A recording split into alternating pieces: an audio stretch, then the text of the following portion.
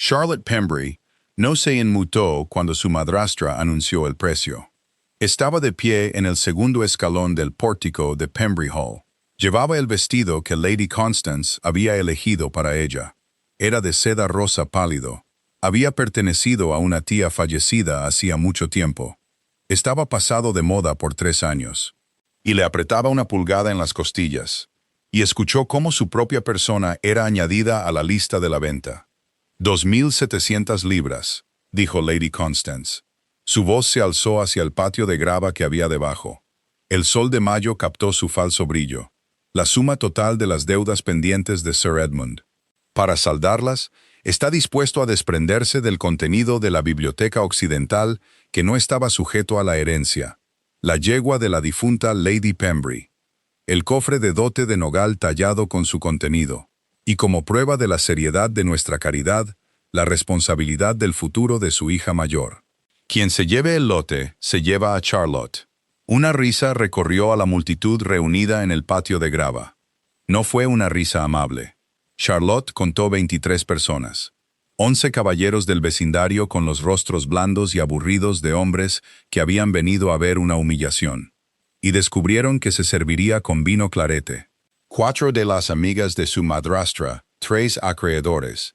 El señor Pratt, el subastador de Reading, en el escalón inferior con su abrigo gris. Miraba sus botas pulidas como si no se atreviera a mirarla a ella. Genevieve, al borde de los escalones, con ambas manos apretadas contra la boca, fingía un horror que no sentía. Sir Edmund, su padre, en algún lugar del umbral detrás de ella, ya bebiendo. El viento de mayo se movió entre los espinos al borde de la grava. Llevó su aroma blanco y verde a través del patio. Charlotte se concentró en ese olor. Se alisó el puño de la manga izquierda. Llevaba 25 segundos alisándose el puño izquierdo. Entonces Lady Constance, animada por las risas, decidió apretar las tuercas. «Es una broma, por supuesto», dijo su madrastra con dulzura. «Pero Charlotte sí viene con el lote. No me gustaría que hubiera confusiones más tarde. 26 años, soltera, experta en catalogación y economía doméstica. Y me han dicho», hizo una pausa suave y calculada, «que no llora con facilidad. Quien acepte nuestro precio no se agotará por el sentimentalismo». La risa que siguió rompió contra Charlotte como una ola que hubiera estado ensayando durante horas. Ella no lloró, no se movió, no miró a su padre en el umbral. Miró el abrigo gris del señor Pratt, y las puntas pulidas de sus botas, y la forma pequeña y miserable en que sostenía su martillo, y comprendió que nadie en ese patio esperaba que ella permaneciera de pie tanto tiempo. 3.000 libras, dijo una voz desde la entrada. Provenía del lado sur del patio. De un hombre montado en un alto caballo negro que no estaba allí hacía un minuto. Y en el momento en que habló, las risas cesaron como si se hubiera cerrado una puerta de golpe. Tendría quizás 28 años. Era ancho de hombros y vestía un abrigo de montar oscuro. Era del color de un río en invierno. Y se sentaba en su caballo como un hombre se sienta en una silla que ha usado durante una década, sin afectación. Su cabello estaba despeinado por la cabalgata, en contra de la moda. Su boca, ni sonriente ni seria, no revelaba nada. 3.000, dijo de nuevo. Saldado hoy. El lote tal como está listado. Toto bajó del caballo de un salto y le lanzó las riendas al mozo de la entrada sin mirar. Y el aire en el patio de grava abandonó todos los pulmones a la vez. Charlotte oyó a un acreedor en la parte de atrás decir «cielos» en voz baja. Oyó a su madrastra no decir nada, lo cual era extraordinario. «Señor», comenzó a recuperarse el señor Pratt. «Ah, es decir, su nombre, señor, para el recibo». «Ashbourne», dijo el hombre. Subió los 3 escalones bajos mientras hablaba. «Tristan Ashbourne, de Ashbourne Park». «Su martillo, señor Pratt, si es tan amable». Tomó el martillo de la mano del subastador. No miró a Lady Constance. No miró a los caballeros que reían. Miró una vez a Charlotte. Una mirada que duró quizás un cuarto de segundo, rápida y completamente directa. La mirada de un hombre que comprueba que algo en lo que ha estado pensando sigue ahí. Y luego, golpeó el martillo sobre el bloque de madera del señor Pratt, que estaba junto a la grava. «¿Vendido?», dijo el duque de Ashbourne. Dejó el martillo en el escalón. Sacó un giro bancario doblado de su abrigo y lo puso en la mano del señor Pratt. Entonces, se giró y miró a Charlotte como era debido por primera vez. Sus ojos eran del gris oscuro de la pizarra después de la lluvia. «Señorita Pembrey», dijo, «¿tiene algo en la casa que no soportaría dejar atrás?» Ella estuvo por un absurdo medio segundo a punto de reír. No porque algo fuera gracioso, sino porque en 3 minutos un extraño había silenciado a su madrastra. Había pagado las deudas de su padre y le había preguntado a ella, qué deseaba llevarse, como si el lote de artículos que se vendía no la incluyera a ella misma. «El devocionario de mi madre», dijo. Su voz era muy firme. «La yegua gris y un pequeño caballo tallado del escritorio sur, nada más. Entonces, si me permite 20 minutos», dijo el duque, «me encargaré de que empaquen sus posesiones, de que su madrastra firme la cesión y de que el carruaje esté en la puerta. Las deudas de su padre son ahora asunto mío. Preferiría no pasar la tarde en este patio discutiéndolas». Hizo una reverencia tan precisa que rozaba el insulto hacia Lady Constance, y se giró para arreglar los asuntos legales con el señor Pratt. Charlotte permaneció en el segundo escalón del pórtico. El olor a espino volvió a inundar el patio. Su pantorrilla izquierda estaba, notó por primera vez, perfectamente recta. No lloró. No miró a su padre. Miró la espalda del oscuro abrigo del duque de Ashbourne, del color de un río. Y pensó, con mucha claridad, «No sé quién eres, no sé en qué me acabo de meter, pero no seré comprada, y no seré entregada. Lo descubriremos juntos, tú y yo». El caballo tallado del estante del escritorio de su tío no era más grande que la palma de su mano. Lo fue a buscar ella misma. El carruaje que la alejó de Pembrey Hall era una sencilla silla de viaje. Tenía el escudo de los Ashbourne discretamente pintado en la puerta, y el duque cabalgaba a su lado en su caballo negro. No intentó conversar a través de la ventanilla. Le había dicho precisamente 4 frases desde que cayó el martillo, y 3 de ellas se referían a arreglos prácticos. A Charlotte le pareció bien. Necesitaba las 4 millas hasta Ashbourne Park para volver a meter las manos dentro de sus propios guantes. Su madrastra no se había despedido. Su padre no había aparecido en la puerta. Genevieve había llorado ruidosamente en el vestíbulo, y un lacayo la había despedido con un gesto. Los sirvientes de la casa se habían colocado en 2 filas silenciosas en el patio de grava. 14 de ellos que conocían a Charlotte de toda la vida, y una de ellas, la vieja señora Hatch, el ama de llaves, le había puesto un paquete de bizcochos en las manos. Sus manos temblaban, y le susurró, «Señorita Charlotte, ese caballero ha estado en esta casa antes, 2 veces, cuando el señorito Henry vivía». Y Charlotte había guardado esa frase para pensar en ella más tarde, cuando hubiera dejado de recitar las tablas de multiplicar en voz baja para mantenerse erguida. El señorito Henry, su tío, Lord Henry Pembrey, fallecido hacía ya 8 años. El duque había pagado 3,000 libras por las deudas de su padre, y se la había llevado en un carruaje cubierto, y el nombre de su tío había sido mencionado en la misma hora. Esa era una suma que aún no podía reducir. Observó los setos verdes a través de la ventanilla. La lluvia de finales de primavera llevaba días amenazando sin llegar, y el aire era denso y pálido, y estaba lleno del olor a hierba recién cortada. El carruaje tomó el desvío hacia un camino que ella nunca había recorrido. Después de 3/4 de hora, el camino se abrió, y Ashbourne Park se alzó al final de una avenida de hayas, con su primer verde suave. Una casa de estilo Carolina, larga y baja, de cálida piedra gris, con un río al pie de su césped. Era, pensó Charlotte, una casa profundamente abrumadora. No era ostentosa, solo hermosa, y se notaba que era un hogar feliz y habitado. El duque estaba en la puerta del carruaje antes de que el lacayo pudiera bajar el estribo. «Señorita Pembrey», dijo, «la señora Hartley es el ama de llaves. Ella le mostrará sus habitaciones. Hay agua caliente. Hay cena, si le apetece. No hay nadie en la casa salvo mi gente. Y solo se les ha dicho que una joven dama es mi invitada. No la mirarán, No le harán preguntas. Estaré en la oficina del administrador con mi hombre de negocios hasta las 8, arreglando los documentos de esta mañana. Si necesita algo, toque la campanilla. Ella inclinó la cabeza. ¿Y mañana? Él hizo una pausa. Los ojos gris pizarra la consideraron con la misma calma directa que había usado en el patio. Mañana, dijo, podrá preguntarme lo que desee y yo le responderé. Hasta el desayuno. Creo que ambos hemos hablado suficiente por un día. Su Excelencia, en casa, Tristán, dijo él. Su Excelencia solo complicará las cosas. Ella sintió, por segunda vez ese día, el impulso totalmente innecesario de reír. No lo hizo. Entonces puede llamarme Charlotte en casa, dijo ella, por el mismo principio. Buenas noches. Pasó junto a él y entró en Ashbourne Park. La señora Hartley era una mujer regordeta y digna. Tenía un rostro que había estado ensayando la amabilidad todo el camino desde el cuarto del ama de llaves. No vaciló al ver el vestido de Charlotte, de 3 años de antigüedad.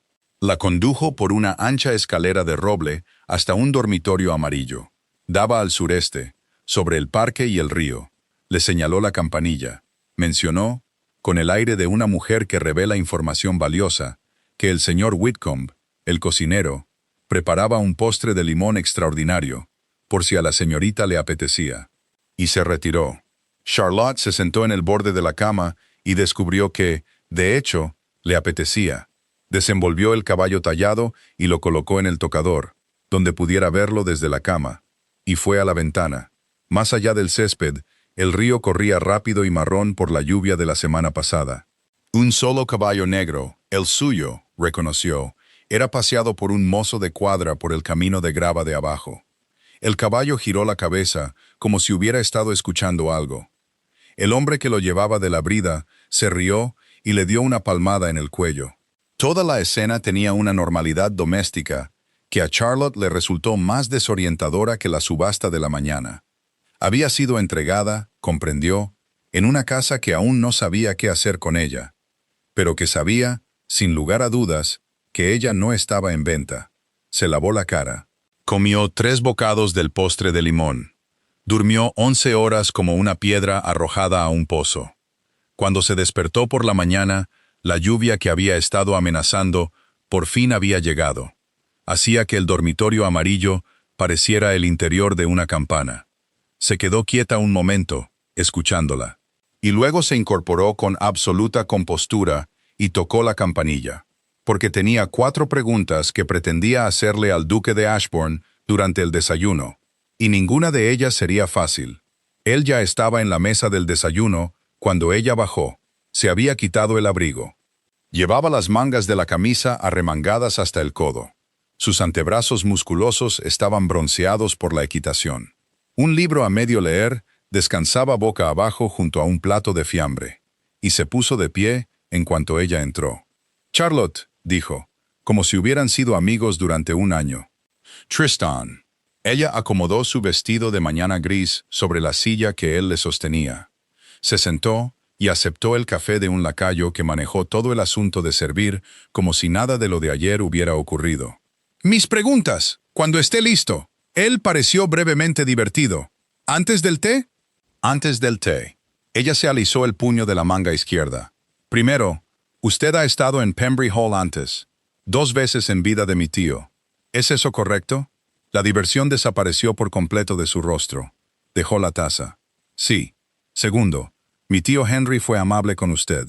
«Fue el hombre que me enseñó a leer latín», dijo en voz baja, «y a cabalgar al trote sin romperme la espalda, y a valorar precisamente a aquellas personas que mi propio padre consideraba inferiores. Fue amable conmigo, sí. Fue la principal educación moral de mi vida». Charlotte asimiló eso sin mostrarle que lo había asimilado. «Tercero», dijo, «¿le pidió mi tío, antes de morir, que cuidara de alguna manera de su sobrina?» El silencio que siguió fue, por primera vez desde que lo había conocido, un silencio que contenía dificultad. Miró la lluvia en la ventana durante un largo momento, luego la miró fijamente. «Sí, en términos específicos. Que si los asuntos de tu padre alguna vez superaban su propia gestión, yo debía intervenir. Que si alguna vez necesitabas un lugar a donde ir, Serías bienvenida en Ashbourne Park. Que debía usar mi propio juicio para decidir si debías saberlo. Y ha usado su juicio. He usado mi juicio durante 8 años, dijo. En 8 años no me has pedido nada. Ayer, cuando me enteré de lo que se estaba organizando en el patio de grava de tu padre, consideré que ese juicio era irrelevante. Charlotte dejó su taza. Había esperado una de 3 respuestas, y él le había dado la más sincera de ellas, claramente, sin suavizarla. Cuarta pregunta, dijo, y luego comeré el kedgeree. Pregunta. ¿Ha sido solo la petición de mi tío en esos 8 años lo que le ha mantenido pendiente de mí? Él la miró. Ella había hecho la pregunta porque tenía que hacerlo, porque su naturaleza no le permitía dejar preguntas sin hacer, sobre todo cuando la respuesta podía ser cortante. Porque una vez, a la distancia de un invierno, vio a un joven caminando por el páramo de Dorset con una caña de pescar al hombro cuando ella tenía 18 años. Y le había preguntado a su tío de quién era hijo. Y había recibido una respuesta que se alojó en algún lugar tranquilo y se negó a ser desalojada.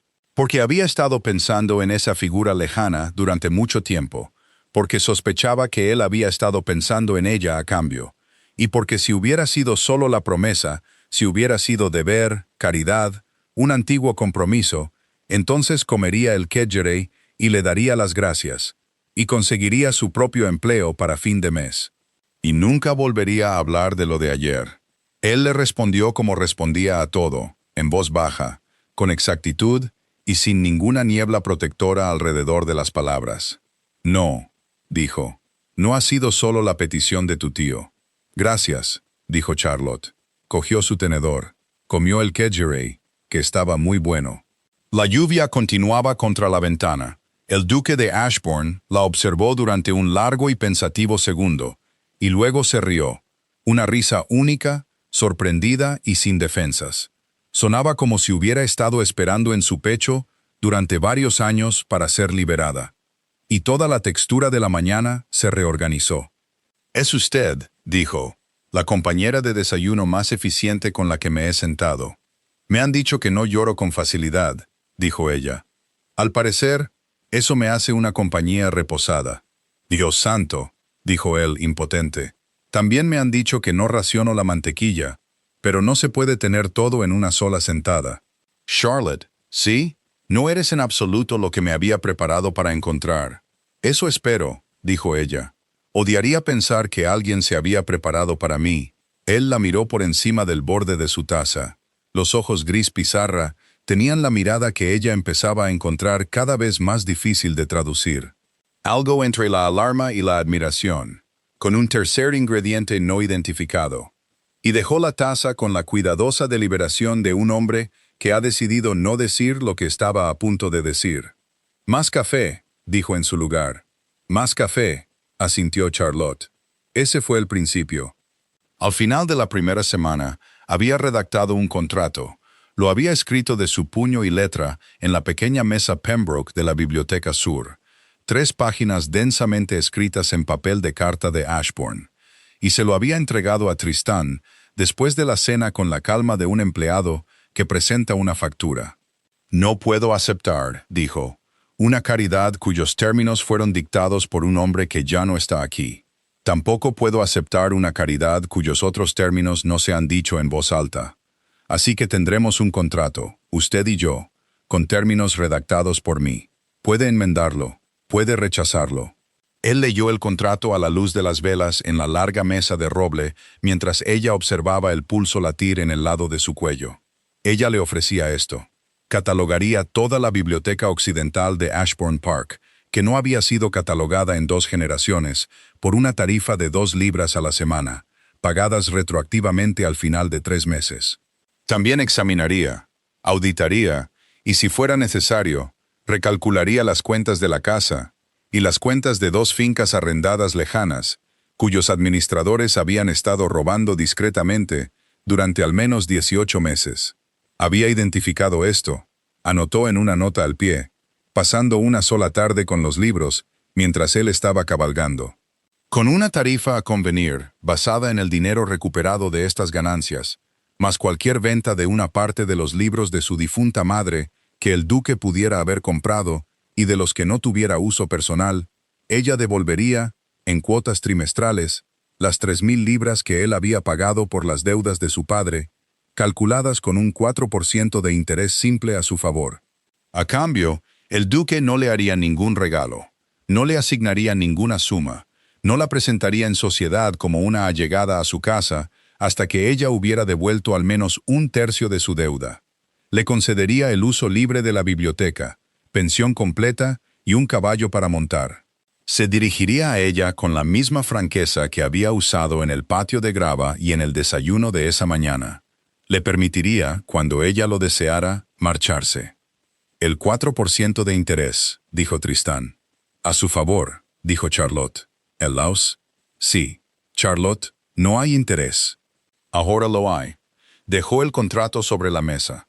Los ojos gris pizarra tenían la mirada que empezaba a conocer, la mirada de un hombre que elige entre 3 posibles respuestas y rechaza la fácil. Este es un documento absurdo, dijo. Es un documento serio. Es ambas cosas. Se levantó bruscamente y caminó una vez a lo largo de la mesa de roble y de vuelta. Apoyó la mano plana sobre el contrato. No la miró cuando habló. ¿Entiendes que no hay ninguna versión de esto en la que yo trate tu trabajo como un pago de deuda en lugar de como un trabajo por el que te estoy pagando genuinamente? Las 2 fincas arrendadas, Coombe Farm y Holwell, he sospechado un fraude durante 6 meses y no he tenido tiempo de desenredarlo. Si me encuentras lo que falta, consideraré las 3,000 libras saldadas antes de septiembre. Eso es inaceptable, dijo Charlotte. A menos que también aceptes que soy, de hecho, una auditora competente, y que, en cualquier otra circunstancia, me habrías contratado. Él la miró entonces. La vela estaba entre ellos. La lluvia no había cesado desde la mañana de su llegada, y la biblioteca olía a cera vieja y a piedra húmeda. Charlotte Pembury, dijo, si hubiera sabido hace 6 meses que existía en Berkshire una mujer competente, dispuesta a auditar mis fincas lejanas por 2 libras a la semana, habría caminado las 4 millas hasta Pembury Hall y le habría propuesto el acuerdo a tu padre en persona. Entonces no tenemos ninguna disputa. Tenemos una gran disputa, dijo él. ¿No me has dicho si el 4% a mi favor es tu idea de una broma, tu idea de un castigo o tu idea de un mecanismo de autorrespeto? Las 3 cosas, dijo Charlotte. Él se rió de nuevo. Esa misma risa sorprendida e impotente de la sala de desayunos. Y se sentó pesadamente, acercó el contrato hacia él y lo firmó sin más discusión. Discutiremos sobre el interés más tarde, dijo. Mañana por la mañana, a las 8, en la Biblioteca Sur. Trae los libros de Coombe Farm. Trae los libros de Holwell. Trae lo que sea que te alices en el puño izquierdo, para que podamos empezar contigo en plena posesión de ti misma. ¿Cómo sabes que me aliso el puño izquierdo, Charlotte? ¿Sí? He estado, dijo, prestando mucha atención. Ella no respondió a eso. Recogió su contrato, su vela y su dignidad. O subió la escalera de roble hasta su dormitorio amarillo, y se sentó durante un buen rato en la ventana, viendo la lluvia correr sobre el río. El caballo tallado en el tocador la observaba. Durante 3 semanas trabajaron. La biblioteca sur de Ashbourne Park tenía un profundo ventanal que daba al río a través de 3 altas ventanas de guillotina, y se convirtió, por acuerdo tácito, en la sala de trabajo de Charlotte. El duque hizo traer un escritorio de secretario para ella. Dispuso los libros de Coombe Farm en la mesa de lectura más grande. Llenó el tintero. La dejaba sola por las mañanas y se unía a ella después de su paseo a caballo. Y trabajaban codo con codo en las largas tardes, en un silencio que era, cada vez más, no un silencio en absoluto, sino una especie de conversación en la que los dos se pasaban papeles por la mesa, hacían pequeñas marcas a lápiz, y ocasionalmente decían, «Mira esto», con voces que significaban, «Hemos pillado al administrador». Había, observó Charlotte al tercer día, una cuarta presencia en la biblioteca. Era un enorme lobero irlandés de color leonado, llamado Magnus. Tenía 14 años y estaba casi ciego. Poseía una profunda dignidad y un entusiasmo intermitente. Había sido la sombra del duque durante casi una década. Y en la segunda tarde de la estancia de Charlotte, transfirió sus lealtades sin consultarlo. Magnus entraba en la biblioteca por la mañana detrás del duque. Magnus se tumbaba junto al escritorio de Charlotte. Magnus, en las raras ocasiones en que el duque salía de la habitación, no seguía al duque. Magnus ponía su enorme cabeza en el regazo de Charlotte y se dormía plácidamente. «Ese perro», dijo Tristán en la quinta tarde, mirando a su propio animal con una expresión de asombro traicionado, «no se ha apegado voluntariamente a una nueva persona desde 1808. «Es muy perspicaz», dijo Charlotte. «Magnus». El perro no levantó la cabeza. «Magnus, soy el hombre que te da de comer». El perro suspiró. Fue un suspiro de considerable profundidad. «No fue», sintió Charlotte, con mala intención. «Charlotte», dijo el duque con gravedad, «estoy siendo humillado en mi propia biblioteca. No se me puede hacer responsable. Requeriré en compensación que leas los alquileres de Coombe Farm en voz alta mientras me tomo el café. Eso no está en el contrato.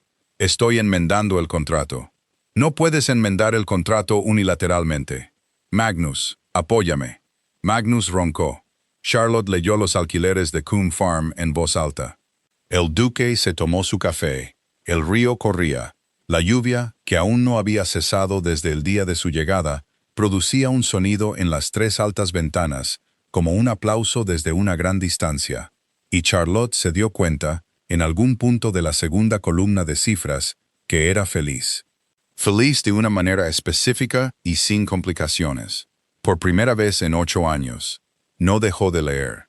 Tomó nota mental de la revelación, de la misma manera que tomaba notas sobre los alquileres. Se ocuparía de ello más tarde. Pillaron al administrador un miércoles por la mañana lluvioso. Se llamaba señor Joel. Llevaba 19 meses transfiriendo un porcentaje de los recibos de alquiler de Coombe Farm a una cuenta privada en Reading. Y Charlotte lo encontró en los libros por el simple método de comparar los alquileres con las evaluaciones de la tasa de pobres de la parroquia. Cualquier hombre de negocios honesto se habría asegurado de que coincidieran con una diferencia de 2 libras. No coincidían. No coincidían por 27 libras solo en el trimestre de primavera. Le llevó el descubrimiento a Tristán en la oficina del administrador. Puso los 2 libros de contabilidad uno al lado del otro. No se regodeó. Golpeó la columna con la punta de su lápiz. «Ahí», dijo. Él miró los libros. Miró a Charlotte, dijo. «De acuerdo». Y salió, se subió a su caballo y cabalgó las 4 millas hasta Coombe Farm. Y despidió al señor Joel antes del almuerzo. Regresó con lluvia en los hombros y una pequeña expresión de satisfacción en la boca. Y la encontró en la biblioteca con el caballo tallado del escritorio de su tío colocado encima del libro de contabilidad de Coombe Farm como pisapapeles. «¿De dónde has sacado eso?», dijo él. Ella había puesto el caballo tallado allí distraídamente esa mañana, porque los libros no se quedaban planos con la humedad. «Del escritorio de mi tío. El día después de su muerte. La tía Sofía estaba tirando cosas en un saco de caridad, y yo lo rescaté». «¿Por qué?». El duque miró el pequeño caballo de madera durante un largo momento. No lo cogió. «Me regaló uno exactamente igual», dijo, «por mi 15º cumpleaños. Tallado por un señor Edmonds de Lyme Regis. Se identifica por la forma en que la crin está cortada en 7 mechones distintos. Hay 11 de ellos en el mundo. Tu tío encargó el lote. Nunca he visto otro fuera de mi propia estantería». Charlotte miró el caballo. Miró a Tristán. Miró la lluvia. «¿Cuántos mechones?», dijo con cuidado. «De crin. Cuéntalos». Ella los contó. 7. «Oh», dijo Charlotte. Él se sentó frente a ella en la mesa de lectura y se cubrió brevemente el rostro con las manos. No intentó, como lo haría un hombre menos disciplinado, dar un discurso. Levantó la vista al cabo de un momento, y los ojos gris pizarra eran completamente sinceros. «Creo», dijo, «que tendremos que admitir el uno al otro que todo este asunto ha estado ocurriendo durante bastante más tiempo del que ninguno de los dos deseaba confesar. Posiblemente. Por mi parte, desde que tenía 20 años y tu tío me enseñó tu cuaderno de bocetos. Por la mía», dijo Charlotte con gran ecuanimidad, «desde que tenía 18 años y te vi con una caña de pescar en el páramo de Dorset, y le pregunté a mi tío de quién eras hijo. Henry lo sabía. Henry lo sabía todo. Sí, dijo Tristán. Lo sabía. La lluvia continuaba contra las 3 altas ventanas. El río corría rápido y marrón bajo el césped. El caballo tallado estaba entre ellos sobre el libro de contabilidad de Coombe Farm. Y después de que mi tío muriera, dijo Charlotte, ¿qué hiciste? Esperé. ¿A qué? A que el acuerdo previo, dijo el duque de Ashburn en voz baja, que mi difunto padre había hecho para mí con otra familia en Hampshire, se deshiciera, por preferencia de la dama, no mía. Se deshizo en noviembre del año pasado.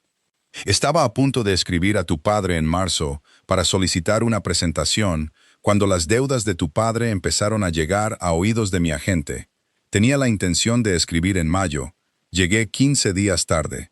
15 días, posiblemente menos. Ella lo miró. Pensó en el patio de grava.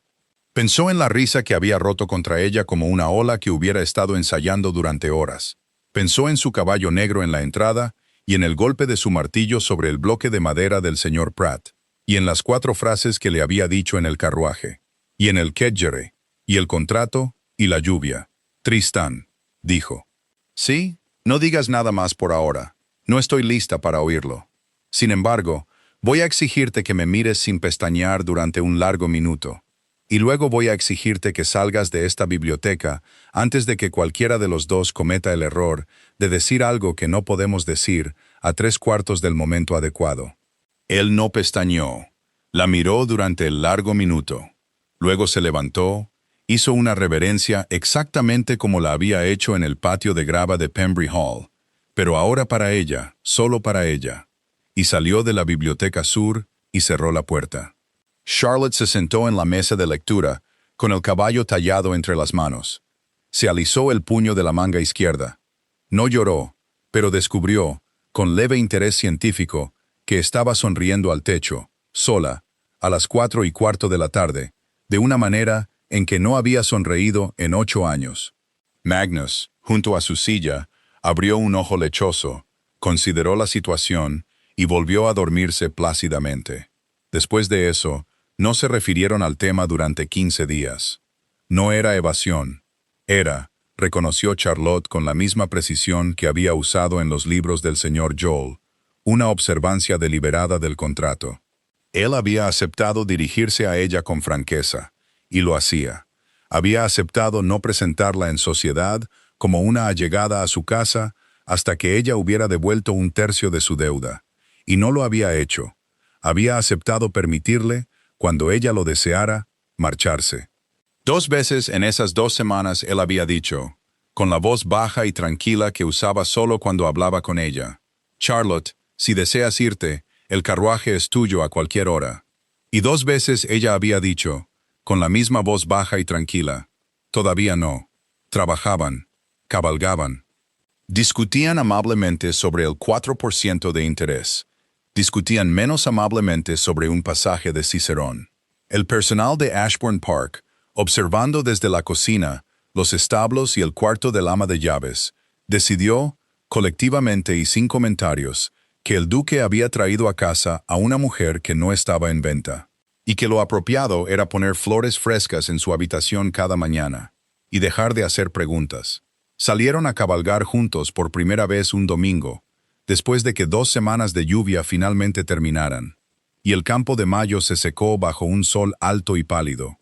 La yegua gris de Pembry Hall había sido traída con los libros de Charlotte. Era un animal tranquilo de 11 años y de considerable paciencia. Había sido de la madre de Charlotte, y luego de Charlotte. Y su paso era tan suave que Charlotte una vez leyó un capítulo de la señora Radcliffe en la silla de montar sin perder el hilo. Cabalgaron hacia el este por el sendero del río. A Magnus, que ya no podía seguir el ritmo al galope, se le permitió yacer majestuosamente en la biblioteca por la tarde. Tristán montaba el caballo negro del patio de grava.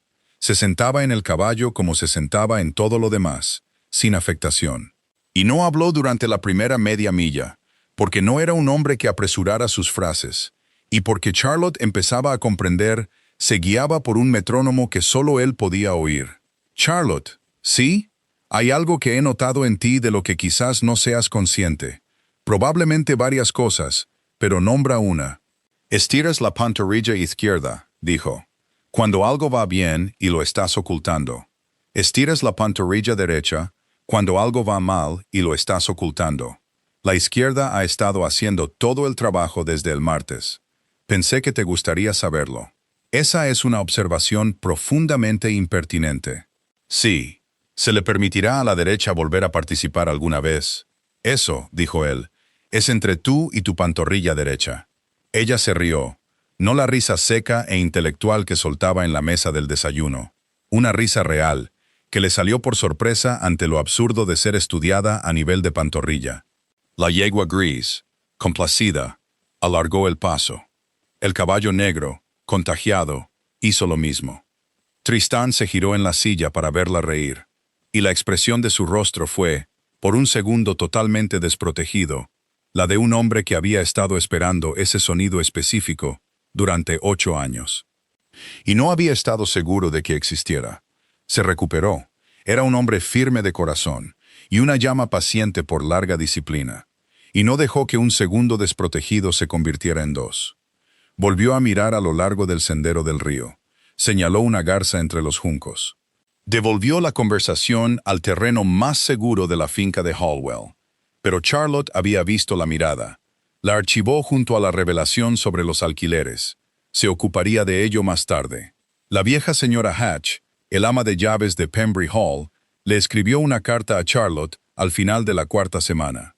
Una carta cuidadosa y temblorosa que solo decía que Lady Constance se había metido en la cama durante 15 días, que Sir Edmund, habiendo encontrado 2 pequeñas notas privadas que la lista del subastador no había contabilizado, las había saldado discretamente con las rentas del nuevo trimestre. Y ahora estaba haciendo arreglos para la temporada de Londres. A Genevieve le estaban tomando medidas para un nuevo vestido de baile. Iba a ser presentada en el baile Forsyth el 2 de junio en Reading. Pensé que debería saberlo, señorita Charlotte. No sé si le concierne. Sí le concernía a Charlotte, profundamente. Leyó la carta 2 veces. Bajó a la biblioteca sur, donde Tristán estaba inmerso en un párrafo de correspondencia sobre la finca, y dejó la carta de la señora Hatch encima de su página. Él la leyó. Levantó la vista. El baile de Reading, el 2 de junio. Sí, dijo Charlotte. ¿Deseas estar allí? Deseo que me lleves allí. Él no preguntó por qué. Había estado prestando mucha atención. ¿En qué términos, Charlotte? El contrato especifica que no me presentarás en sociedad como una allegada a tu casa hasta que haya devuelto 1/3 de mi deuda. Hemos, entre las cuentas expuestas del señor Joel en Coombe Farm y las sumas recuperadas de Howell, superado recientemente 1/3 de 3,000 libras por un margen, dijo ella, de 4 libras y 11 chelines. ¿Has hecho las cuentas? He hecho las cuentas. Entonces, dijo el duque de Ashbourne con gravedad, iremos a Reading. No sonrió. No lo necesitaba. Pero Charlotte vio, mientras él volvía a su página, la pequeña satisfacción privada en la comisura de su boca. La satisfacción de un hombre que había estado esperando permiso para pararse públicamente junto a la mujer a la que había estado atendiendo en silencio durante 8 años. Y se lo habían dado, con papeles. Ella no lloró. Subió las escaleras y sacó el vestido de seda rosa pálido que su madrastra le había impuesto la mañana de la subasta, y lo dobló cuidadosamente, y se lo dio a la señora Hartley con instrucciones de que fuera a la sala de beneficencia de la parroquia en el próximo correo. Para el baile de Reading, encargaría un vestido nuevo, de seda azafrán, pensó, algo que destacara en un salón de baile. El baile Forsyth de Reading se celebraba en el largo salón blanco de la Posada del León Negro. Era un salón que una vez había recibido al rey Jorge III, y desde entonces se había vuelto cada vez más silencioso. Y el grupo de los Pembury llegó poco antes de las 9 en 2 carruajes alquilados, con mucho ruido innecesario. Charlotte ya estaba allí. Estaba de pie en el extremo superior del salón de baile, con un vestido de seda azafrán que atrapaba la luz de las velas en el hilo de plata de los puños. Con el duque de Ashbourne a su codo izquierdo, vestido con un traje de noche formal y oscuro. Y detrás de ellos, Tristan había sido silenciosa y letalmente eficiente en esto. Estaban el conde y la condesa de Wickham, la señora Featherstone de Highclere y el obispo de Oxford. Todos ellos de pie a una distancia cómoda para asentir al duque, y siendo presentados uno por uno a la señorita Pemberley, sobrina del difunto Lord Henry Pemberley, mi querido amigo, en el tono de un hombre que hace una declaración pública. Cuando su madrastra la vio, Lady Constance se puso del color de una vela que se ha consumido hasta el final. Genevieve, a quien no le habían informado de dónde estaba Charlotte, soltó un pequeño chillido audible. Sir Edmund, absorto en su copa, dijo algo que Charlotte no pudo entender. Y el obispo de Oxford se apartó cortésmente de él, de la manera en que un obispo se aparta de un hombre cuyo aliento ha alcanzado el punto de ser una moneda social. La sala había estado hablando en el tono bajo y a la luz de las velas habitual de un baile de campo. De repente, ya no hablaba con tanta libertad. Lady Constance se recuperó primero.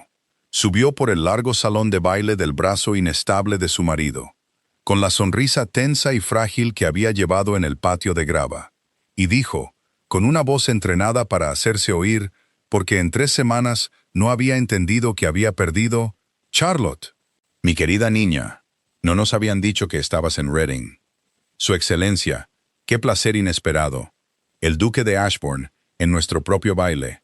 Qué caballero tan caritativo ha demostrado ser, acogiendo a nuestra pobre Lady Constance», dijo Charlotte. Fue la primera palabra que pronunció en la sala. Su voz era muy firme. El obispo de Oxford giró la cabeza.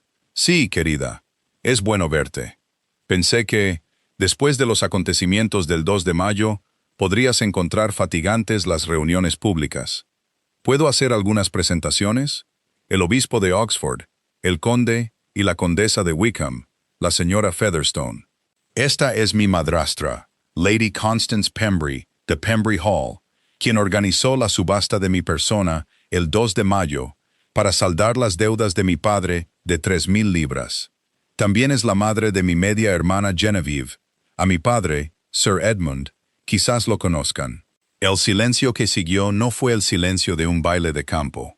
Fue un silencio con peso. Las velas del salón parecieron, por un absurdo medio segundo, arder más bajo. Lady Constance abrió la boca, la cerró. El obispo de Oxford dijo, con terrible gentileza, «Le ruego me disculpe, Lady Constance». La subasta fue, por supuesto, comenzó Lady Constance, un arreglo doméstico privado, totalmente convencional, una venta de bienes para saldar ciertas deudas desagradables. Se celebró públicamente, dijo Charlotte, en el patio de grava de Pembrey Hall. Hubo 23 testigos. El señor Pratt de Reading la dirigió. El lote consistía en los libros de mi difunta madre, la yegua gris, el cofre de dote de nogal tallado con su contenido, y yo misma. El martillo cayó en 3,000 libras, pagadas en su totalidad por su excelencia. Me comprometo a proporcionar una declaración jurada a quien la requiera. Charlotte, dijo Sir Edmund, con voz ronca. Padre. Ella no giró la cabeza, no alzó la voz. En este momento, no estoy hablando contigo.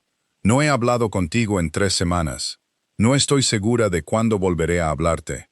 Puedes quedarte aquí y escuchar, o puedes ir a buscar una silla. Él fue y encontró una silla. Obispo, dijo Charlotte, no deseo avergonzar a la concurrencia. Deseo dejar claros 4 hechos, porque he notado en 3 semanas de cotilleos de campo que se han entendido de forma imperfecta. La subasta tuvo lugar. Yo no consentí. La suma fue pagada por un amigo de mi difunto tío en cumplimiento de una obligación moral totalmente independiente, y he estado empleada desde el 3 de mayo en Ashbourne Park como auditora y catalogadora bajo un contrato redactado por mí misma, devolviendo la suma con un 4% de interés simple a favor de su excelencia. Actualmente he devuelto 1/3. En este momento no soy una allegada a la casa de su excelencia. Soy, como especifica mi contrato, su empleada. Cualquier inferencia social contraria a eso es, hasta que los 2/3 restantes sean devueltos, totalmente prematura. Hizo una pausa. Las velas ardían. Y ahora, dijo Charlotte, me gustaría mucho bailar. El conde de Wickham se adelantó con la agilidad de un hombre que había estado esperando su señal toda la noche e hizo una reverencia. Señorita Pembury, si me concede el honor. Gracias, milord, dijo ella. Le entregó su abanico al duque sin mirarlo. Puso su mano en el brazo del conde. Recorrió el largo salón blanco del brazo del conde de Wickham, vestida de seda azafrán. Pasó junto a su madrastra, que ahora no podía moverse. Pasó junto a su media hermana, que intentaba no llorar. Pasó junto a su padre, que se había sentado en una pequeña silla dorada y sostenía su sombrero con ambas manos. Y ocupó su lugar a la cabeza del baile de campo. Detrás de ella, oyó al duque de Ashbourne decir en voz muy baja al obispo de Oxford: «Es una joven notable». «Lo es», dijo el obispo de Oxford. «Una extraordinaria». Cuando la música comenzó, Charlotte se alisó el puño de la manga izquierda, sonrió al conde de Wickham con absoluta calma y bailó. Después del baile, el duque la reclamó para el segundo. Después del segundo, la reclamó para la cena.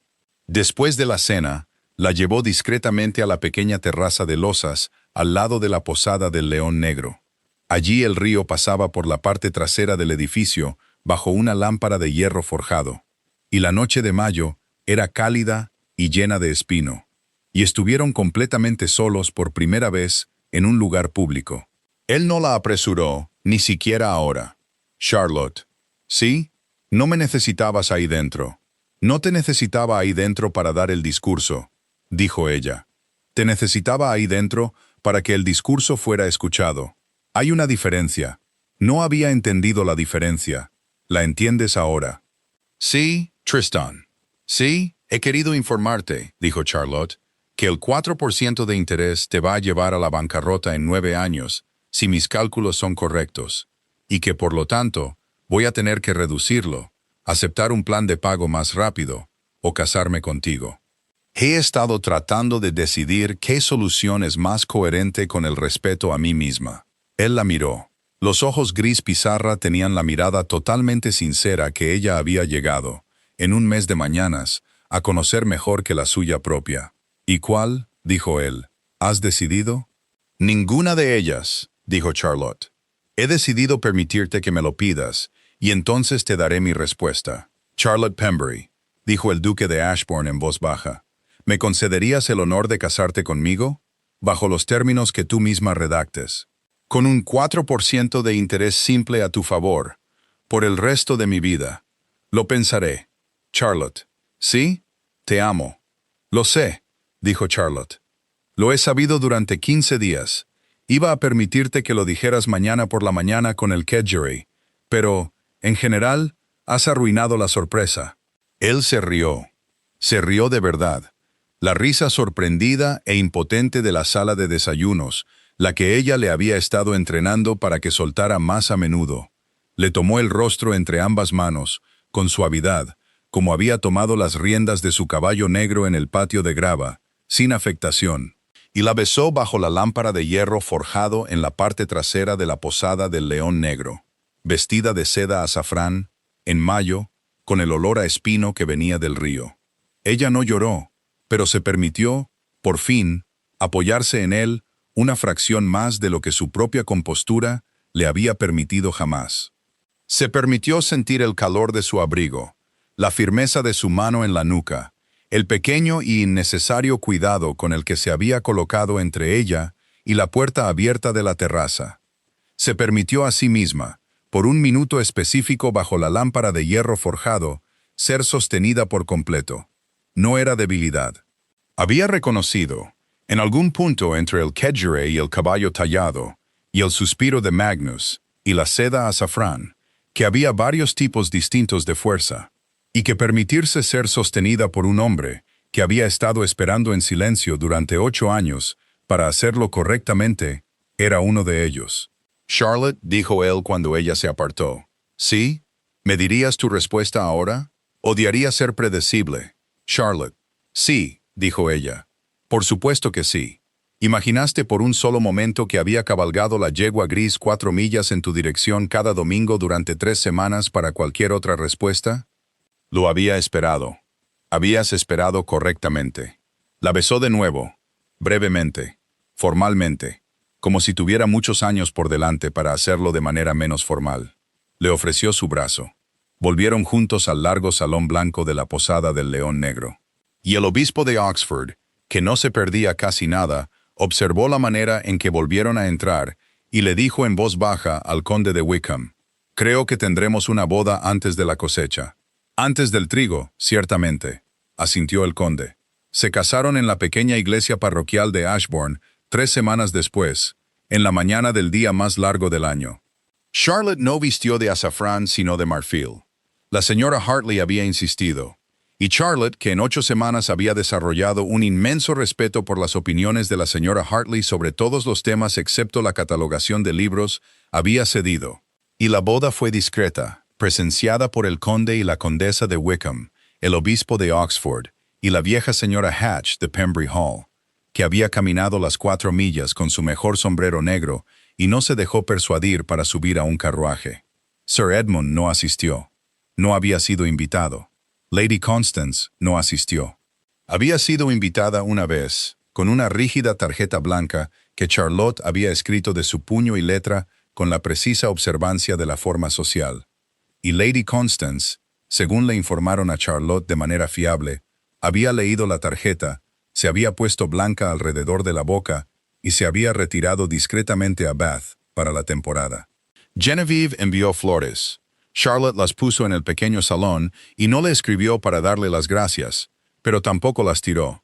No se ganaba nada, había decidido Charlotte, castigando a una chica de 19 años por el carácter de su madre. Le escribiría a Genevieve con el tiempo. Todavía no. El caballo tallado estaba sobre el escritorio de la Biblioteca Sur en Ashbourne Park. Su crin de 7 mechones atrapaba la luz de la mañana, y a su lado estaba su gemelo. Tristan lo había sacado discretamente de su propia estantería la mañana de la boda. 2 caballos tallados, uno regalado por el tío de Charlotte a un joven de 15 años, el otro rescatado por una sobrina de 18 de un saco de caridad, el día después de la muerte de ese tío. Por fin estaban uno al lado del otro. 20 años, una subasta, 3,000 libras y un 4% de interés simple, después de que Lord Henry Pembury encargara el lote. Le contó esta historia a su primera hija 4 años después. Una niña pequeña y seria, llamada Henrietta, en honor al tío, que lo había arreglado todo. Y su hija, que había heredado los ojos gris pizarra de su padre y la costumbre de su madre de alisarse el puño izquierdo cuando algo iba bien, escuchó con la atención absoluta de una niña que ha entendido que la historia es cierta. ¿Y qué?, preguntó Henrietta al final. ¿Pasó con el 4% de interés? Todavía se está pagando, dijo Charlotte con gravedad. A tu favor. ¿Mío? Tuyo. ¿Por papá? Por papá. ¿Durante cuánto tiempo? Por el resto de su vida. Estaba en el contrato. Henrietta lo consideró. Se alisó, con absoluta compostura, el puño de su pequeña manga izquierda. Parece justo, dijo. En la Biblioteca Sur, Magnus, de 18 años ahora y casi completamente ciego, pero aún magníficamente digno, suspiró en sueños sobre la alfombra entre los escritorios. El río corría. El espino al borde del césped estaba en su segunda floración del año. Tristan, que entraba de la oficina del administrador, en mangas de camisa, con un fajo de alquileres de Coombe Farm bajo un brazo, se detuvo en el umbral para mirar a su esposa, a su hija, a su anciano perro y a los 2 caballos tallados de su difunto mentor. Y los ojos gris pizarra tenían la mirada totalmente sincera que habían tenido la mañana del Kedgeree. Charlotte dijo, «Sí, he venido a consultarte sobre un arrendamiento». «Por supuesto que sí. Coombe Farm necesita un techo nuevo». «Coombe Farm ha necesitado un techo nuevo durante 2 años». «Sí», dijo él, «pero acabo de decidir hacer algo al respecto». «¿Bajo la autoridad de quién?» «Bajo la tuya, si me la concedes». Ella lo miró. Los caballos tallados estaban entre ellos sobre el escritorio. Henrietta, de 4 años y ya una persona de formidable disciplina interna, se había acurrucado junto a su madre y observaba a su padre con la firmeza de una pequeña adulta. «Concedida», dijo Charlotte. bajo los términos que yo redacte. Al 4%. Al 4%. ¿A favor de quién? Nuestro, dijo en voz baja. A favor nuestro. Él cruzó la biblioteca, se inclinó y besó la coronilla de su esposa, y luego, con gran cuidado, la de su hija. Dejó los alquileres de Coombe Farm sobre el escritorio, junto a los 2 caballos tallados. Magnus, al oírlo, abrió un ojo lechoso, consideró la situación y volvió a dormirse plácidamente. Fuera de las 3 altas ventanas, el río corría rápido y silencioso bajo la larga luz de pleno verano. El espino olía como había olido en el patio de grava de Pembry Hall el 2 de mayo, el año en que Charlotte Pembry no se inmutó cuando su madrastra anunció el precio. Se alisó el puño de la manga izquierda. No lloró. Sin embargo, sonrió brevemente, por completo, de una manera que una vez pensó que había perdido la capacidad de hacerlo. Al pequeño caballo tallado con 7 mechones de crin que Lord Henry Pembry le había regalado al hijo de un duque en 1806, y a su gemelo, y a su marido, y a su hija, y a la larga, tranquila y doméstica tarde de su propia vida, notable, no vendida, no comprada, libremente elegida. Si alguna vez te han puesto precio personas que no tenían derecho a establecer tu valor y te has mantenido en silencio porque todavía no se ganaba nada hablando, y luego has visto a un extraño entrar en el patio de grava y pagar la suma equivocada a propósito para que la cuenta nunca le llegara a nadie más que a él, deja un comentario con el momento de esta historia en el que lo viste más claramente. Suscríbete si te gustaría otra historia junto al fuego este domingo. Y hasta entonces, acerca tu silla un poco más al fuego si la noche es fría. La tetera está puesta. Siempre hay una historia más.